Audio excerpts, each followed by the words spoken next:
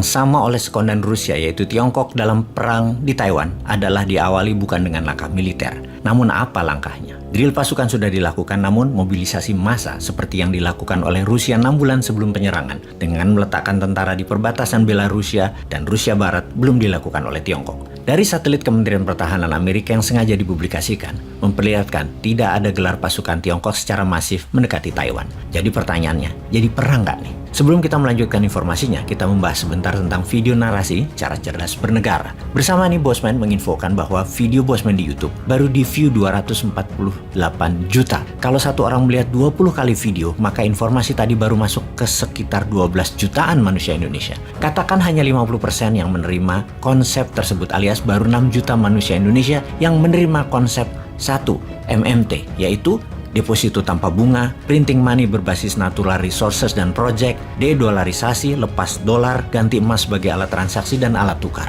2. Membangun bursa tanah jarang, membangun bursa precious group metal, membangun bursa komoditas strategis nasional. 3. Pengurangan jumlah kementerian hingga 30%. Pengurangan pekerjaan PNS di level 3 lapis terbawah, gunakan pegawai kontrakan yang tidak lebih 3 kali 3 tahun, alias hanya 9 tahun saja bekerjanya. 4. Pemindahan ibu kota tidak dilanjutkan, namun pemindahan pusat pemerintahan jadi dilaksanakan, dimulai dengan digitalisasi data dan menjadikan pusat pemerintahan pindah ke area reklamasi di pantai utara Jakarta yang sekitar 5.000 hektaran tersebut. Indonesia akan menjadi the first digital capital in the world. IKN tetap dibangun, namun jadi kawasan ekonomi khusus bebas pajak 25 tahun untuk high technology, pendidikan, kesehatan, serta pusat ekonomi manufaktur dan heavy industry termasuk perkapalan. 5. SMA-nya 2 tahun, 1 tahun wajib militer.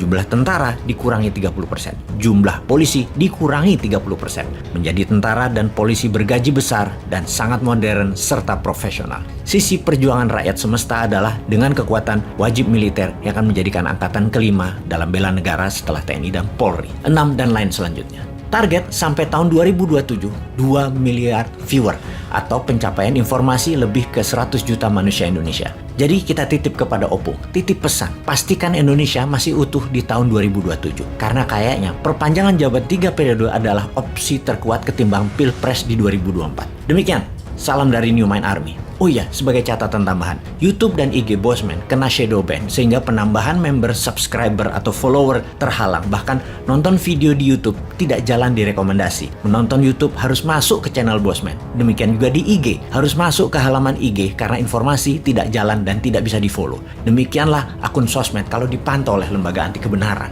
Kita tahu ada satu hal. Ada quote Sontoloyo, kebenaran yang terbenar tidak perlu dibela karena kebenaran hakiki membela dirinya sendiri. Sahabat, kita kembali ke topik. Tiongkok melakukan penembakan rudal balistik. Peluru kendali balistik adalah peluru kendali jarak jauh, bahkan bisa sampai 1000 km. Sementara jarak Taiwan dari daratan Tiongkok hanya 170-an kilometer. Lebar selat tersebut sangat dekat. Tiongkok terus menghukum Taiwan dengan mengganggu keamanan dan kenyamanan Taiwan. Ada 6 titik lokasi militer Tiongkok mengelilingi wilayah Taiwan sebagai sasaran tembak. Kemarin, dari Navy Ship Tiongkok, beberapa misil dilepaskan sengaja ditembakkan melewati Taiwan dari selat Taiwan ke arah zona ekonomi eksklusif milik Jepang, bahkan melewati Taiwan. Belasan bahkan puluhan misil sudah ditembakkan ke udara melewati pulau Taiwan. Juga 2 kali rudal balistik yang besar dari daratan melewati wilayah Taiwan mendarat sampai zona ekonomi eksklusifnya Jepang. Sebuah uji nyali yang berani Tiongkok lakukan. Langkah pertama dilakukan Tiongkok menghukum Taiwan adalah memiliterkan Taiwan Strait atau menjadikan selat Taiwan zona militer, zona perang. Ada 13 kapal perang laut dan 68 pesawat jet tempur serta 10 bomber latihan sepanjang selat Taiwan. Kemudian ada 6 titik di keliling Taiwan yang ditembaki misil dan rudal balistik selama sudah seminggu ini. Misil ditembakkan berkali-kali dari daratan Tiongkok. Jepang murka pada Tiongkok karena rudalnya setidaknya ada 5 masuk wilayah Jepang kemarin. Tsai Ing-wen, Presiden Taiwan, beda pendekatan dengan Zelensky di sisi lain yang mencari NATO atau Amerika. Tsai, Presiden Taiwan, lebih membangkitkan semangat dalam negeri Taiwan dengan mengatakan inilah masa yang ditunggu oleh kita, mendemokrasikan Tiongkok, melepas Tiongkok dari jajahan komunis. Sebuah perjuangan 100 tahun sejak tahun 1927 yang dilakukan oleh bapak bangsa Taiwan Chiang Kai-shek yang lama memperjuangkannya. Semangat Taiwan adalah semangat penaklukan, semangat perang menyerang. Namun, adakah senjatanya? Taiwan punya apa sebagai senjata perang ofensif? Saat ini Taiwan memilih tidak provokatif.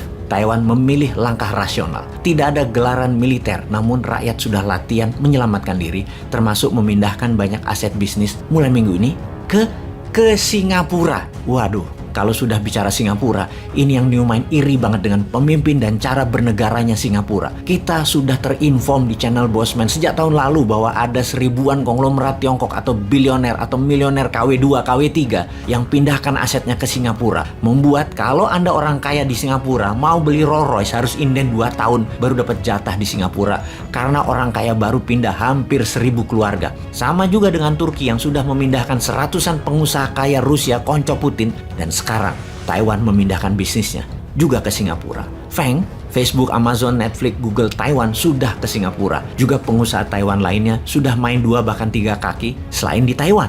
Karena itu fokus utama Taiwan saat ini. Tiongkok bagaimana? Tiongkok melakukan sanksi ekonomi kepada Amerika. Ini tindakan baru yang belum pernah ada negara yang berani melakukan tindakan memberikan Amerika sanksi. Tiongkok tidak mau bicara tentang HAM. Tiongkok tidak mau bicara tentang perubahan iklim. Tiongkok tidak ada lagi maritim agreement dengan Amerika. Dan Tiongkok menunda diskusi isu-isu penting dunia dan isu penting bilateral Amerika-Tiongkok. Seperti kejahatan internasional 2 negara, narkotik dan obat-obatan terlarang yang menjadikan senjata Tiongkok ke Amerika, yang Amerika ajak diskusi Tiongkok tentang hal itu. Semua ditunda. Intinya Tiongkok tidak mau lagi kerjasama dengan Amerika untuk hal-hal tersebut. Beijing menyetop semua dialog dengan Washington DC. Efeknya, perusahaan Amerika meradang pada Biden. Apple yang akan mengeluarkan seri 14 menjadi tertunda rencananya Oktober ini masuk Tiongkok. Tiongkok tolak karena pakai chipsnya Taiwan itu Apple.